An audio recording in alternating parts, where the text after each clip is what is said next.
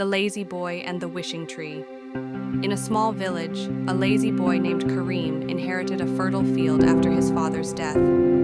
But he disliked working and preferred lazing around, dreaming of an easy life. One day, an old man gave him a few magical seeds. "Plant these carefully," he said. "If you nurture them with love and patience, they will grow into a tree that grants you one wish every month." Kareem was excited but lazy. He planted the seeds but didn't water them or care for them. Months passed, and the tree grew, but it bore no fruit. Frustrated, Kareem stood before it and shouted, "Where are my fruits? Where are my wishes?" But the tree remained silent. As time went on, Kareem's anger grew. One day, he kicked the tree hard and stormed off. That night, a fierce thunderstorm struck the village. Lightning flashed across the sky,